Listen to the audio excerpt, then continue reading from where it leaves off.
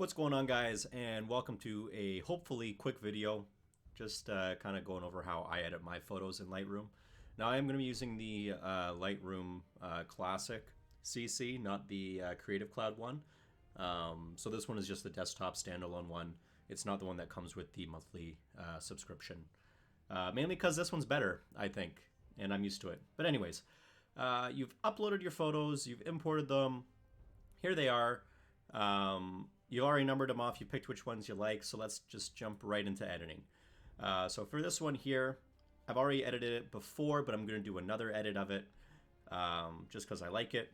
So right when I get my photos into Lightroom, what I like to do is I like to look at the overexposed and underexposed parts. So basically what that means is that I look up to the top of the sky here. You can barely see any detail at all up here. So that's kind of overexposed. As for underexposing, which means just like dark areas, this one isn't too bad. It's actually not very bad at all. And I can't really see any underexposed stuff, but definitely overexposed up here. And what I want to do is kind of bring out a bit more detail up in the sky area. And obviously with the car has gorgeous lines across the side here. You have your louvers there with your lines. And you also have the lines back here. So what I like to do, like I said, look for overexposed stuff, look for the lines that you want to bring out, and look for the focal point, which is the car in this case. So we're just going to jump right into the Develop tab. Now what I like to do is I like to press the J key on the keyboard. And what that does is it just basically puts a big red blotch over anything that is overexposed. So that way you can see it right off the bat. Anything underexposed would be blue. So, like I said, it doesn't look too bad. It doesn't look too bad at all as for underexposure, but still you have a bit of overexposure there, and I can tell up here it's a bit overexposed, even though it's not catching it for me. So, you have your photo, you know what you want to do with it. You have your presets over here, which we'll touch on later. What's the first thing you do? Go over here to lens correction. Click on that bad boy. It's already enabled. But what lens correction does is if you see on the outsides of the photo, it puts them in the proper place. It unwarps them, which can happen with some lenses, basically. Now you have your different profiles. I'm using a Nikon, but even if you're using, say, an Apple iPhone, they have that. They have stuff for Canons, for GoPros, for Sonys, pretty much all across the board. They have lots of options for you. Something else that I like to do. Just going to click J and get that red blotch off. Something else I like to do is removing the chromatic aberration. For those of you that don't know what that is, if you look closely here on the exhaust tip at the very top where that little shiny bit is, it's a bit purple. And that can happen when you use different apertures. So if you use like a lower aperture, like a I don't know, like a 3.1. Or, I don't know, I'm using a 5.6 for this, so I didn't get too much. But if you're using different apertures, you can get different purple blotches or green blotches from chromatic aberration. And I don't like those. So you just get out your little dabber here, bring it over top of that, look for the purple bits, click on them, and it fixes the errors there. So that's good. So we're done with lens correction here. We're going to go back to the profile. We're going to close that off. And now we are ready to edit the actual photo. Now, it depends on what you want out of it. So always have a plan when you go into editing. I like to remove all of these splotches so that basically you don't have anything that's too over or underexposed. You can play around with the exposure a lot. I like to use the arrow keys for a bit finer control. But at the end of the day, it's all about playing with your photo. So you just want to move these along. See what makes you happy. So right there, you can see that's no longer overexposed, but the photo's a bit dark. So you want to kind of bring out your shadows a bit more. And the two that I like to play with the most are the whites and blacks, because you'll get the most drastic changes from them.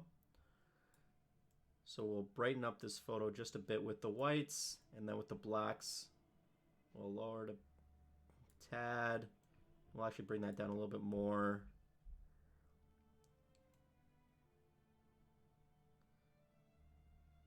Brighten it up a bit.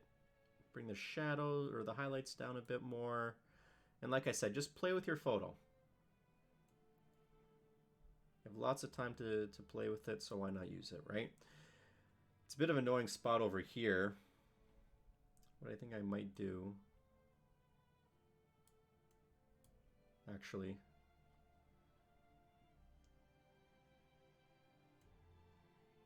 there we go. Lower the whites a bit. So it doesn't look too bad right now. What I like to do, well, we have a good bokeh effect, which basically means that the outsides are blurred on the photo. So if you look over here, good quality, good quality. You have nice quality on the grass, but as you go out farther, this is all blurred out. And that's basically because I'm using a 5.6 aperture. If I used a lower one, it would be even more blurred out over here. But if you use a larger aperture, basically that means that everything's going to be in detail. So because my original goal for this photo wasn't to blur out the outsides, I'm going to up the clarity just a little bit. You can see we're inducing a bit of underexposure over there, but we're going to up the clarity to about that point. And we're going to bring up the blacks just to get rid of that. And then what I like to do with the dehazing, just to give you guys an idea, it can either really white out your photo, or, this is my favorite part about it, it can really deepen the colors and bring out the contrast of the sky a bit more. And with that being said, I'm just going to get rid of the overexposure once again. So car looks pretty good. Just going to raise that a little bit more to get rid of it. I'm fine with that. So photo's looking pretty good right now. Maybe vibrance it up a little bit just to bring out a bit more colors. And then leave the saturation as it is. So as far as the car goes, the color editing is pretty much done. I've brought in a bit of a blue tinge up here, which I'm not a huge fan of. So I'll go up to the temperature of it. And I'll raise it just a tad, because you don't want to raise it too much. But I've also noticed that there's a bit of a film grainy look up here by the top of the car. And what that means is that you can see a little bit of the pixels. That's my best way of explaining it. So to get rid of that, you're going to go down to detail. And it's almost like the opposite of sharpening. So when you over sharpen a photo, you get to see that graininess and that film grainy look. So what we're going to do is go to noise reduction. Going to bring this up over here so I can get a good look at it, and we're just going to raise it just a bit, about almost halfway, and it brings back that nice smooth glossy look. I'm just going to do a little quick check over here to make sure I have this how I like it. Maybe a little bit more, and I'm happy with that. Now, not that these will show up on Instagram, it's just that, because no one can really zoom in that much to see it. It's just personal preference, that's what I like to do. So, you're pretty much done with your photo. Like I said, you have your colors are all sorted out. I'm still not happy about the blue tinge up here, so I'm going to fix that. I'm going to go over to the adjustment brush on the edge over here. And what I'm going to do is desaturate the area up here just a little bit. And what desaturating it is going to do is it's going to bring out, well, it depends on how you do it. So if you up the saturation, it's going to look hella blue. But if you take it down, you're going to bring back that grayish color back to the Mustang. But you don't want to overdo it, because then it's just going to look out of place, for example, like that. So you don't want to overdo it, you don't want to underdo it, you just want to get it just right. And I can live with that amount. That's not overdoing it for me. So she looks good. The blue tinginess has been sorted out for the most part, and you're almost done with your photo. Now we get to the presets. You have a couple over here that I like to take advantage of. The first ones are just the normal color ones.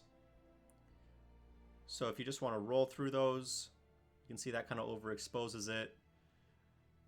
Even these ones, they don't look good. You can press J to take that off again to get a look at the car. I'm not really a fan of any of these. Well, the matte one kind of gives it a cooler look, but it's still a bit too dark and underexposed on the right side of the car, so I'm going to skip by that. But just play with all of these. You have lots of presets to play with, and you can get even more online. I haven't touched on those yet, just because I like to kind of do my own style. But you have all your presets over here. You have your black and whites. You have your different types of curves. So for example, you want to do high contrast black and white. It's not that hard to do it now, right? So yeah, just look through all your presets. You have lots of options. One thing I do like to do with almost all of my photos is go to the vignetting. That's even how you pronounce it. And just take a look at how it looks with it. Typically I like to do a heavy. And what that does is it brings the focus rather from the outside to the center of the photo, just because it darkens around the outsides and it makes this section really pop, which is the car, which 9 times out of 10 is the focal point of your photo. So yeah, car's all done, photo's all done. You're ready to upload and export to wherever that you wish. So that's it. If you guys did like the video, make sure to leave a like down below. Leave a comment letting me know what you think and maybe your different styles for editing your photos. And don't forget to subscribe if you want to see more as well. What I'm going to be doing shortly is I'm going to be opening up my inbox to all of your guys' photos to kind of give my own editing aspects on those. And I might be doing videos on that as well. So just keep a lookout for that. And yeah, that's going to do it for me today. Like I said, don't forget to subscribe, and I will see you all next time.